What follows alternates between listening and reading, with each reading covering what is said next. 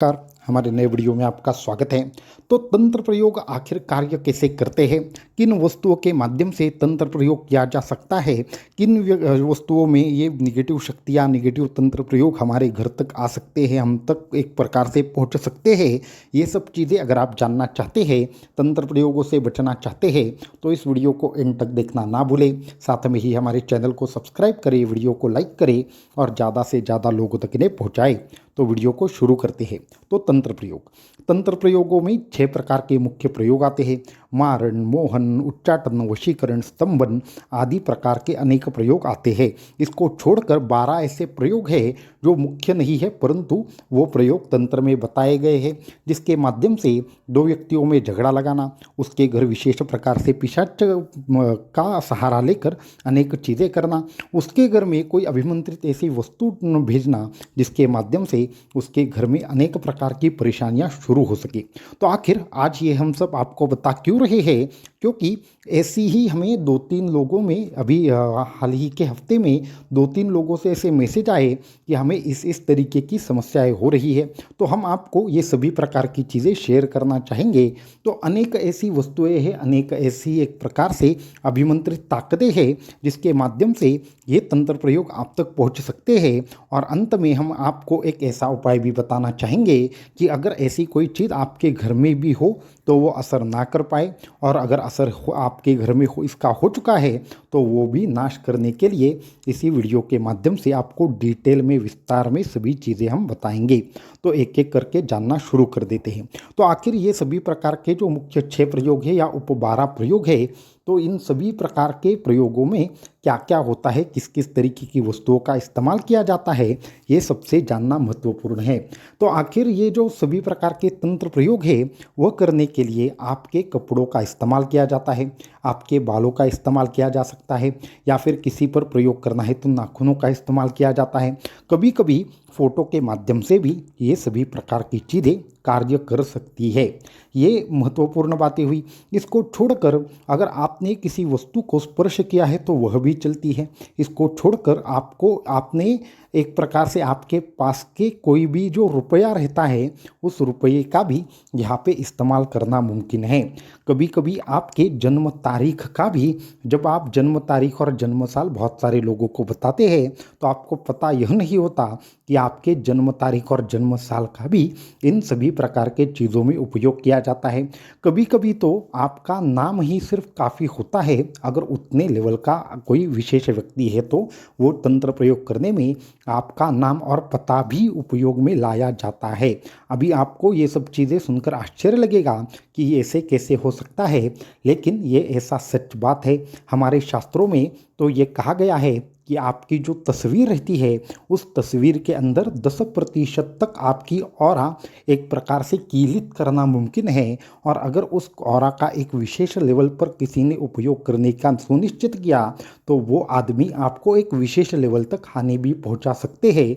ये आपको समझ लेना चाहिए। तो इन सभी प्रकार के माध्यमों से, इसको छोड़कर मिठाई जो आपके घर में आती है उसके माध्यम से, आपके घर में विशेष करके कोई ऐसी वस्तु जो आप हमेशा इस्तेमाल करते हैं या फिर आपके आंखों के सामने हमेशा रहती है, ऐसी वस्तु से भी तंत्र प्रयोग आप तक पहुंचाना मुमकिन है।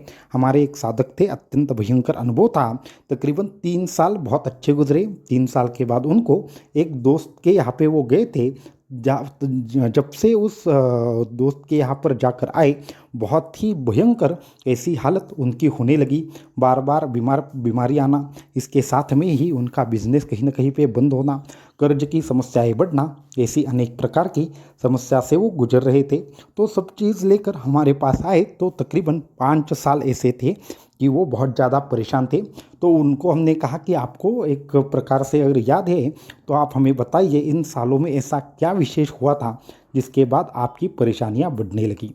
तब उन्होंने कहा कि ऐसे ऐसे दोस्त के यहाँ पे हम गए थे, उनका कुछ जन्म दिवस था तो वहाँ पे सब लोग इकट्ठा हुए थे। तो फिर हमने कहा वो दोस्त क्या करता है, तो उन्होंने कहा कि वो दोस्त और मैं 2 कंपनियों में हैं, एक कंपनी और दूसरी कंपनी का कहीं ना कहीं पे झगड़ा है, और मेरे कंपनी का मैं खुद मालिक हूँ लेकिन उसके कंपनी का वो मालिक नहीं है। इस तरीके की बात बताई तो हमारे समझ में आया। तो हमने उनको कहा कि उस जब जन्मदिन पर आप गए थे तो आपने वहाँ से क्या लाया था। तो उन्होंने कहा कि कुछ नहीं, एक छोटी सी उन्होंने हमें एक पेंटिंग गिफ्ट कर दी थी, तो वही हम लेकर आए थे। हमने कहा कि वो किस चीज़ की पेंटिंग है, तो उन्होंने कहा कि कोई विचित्र सी है, परंतु उसका कोई अर्थ नहीं है। परंतु उन्होंने जब वह पेंटिंग हमने उनको लाने के लिए कहा तो फ़ौरन हमने क्या किया, एक विशेष तंत्र बंधन बनाकर उसके अंदर वो रख दिया।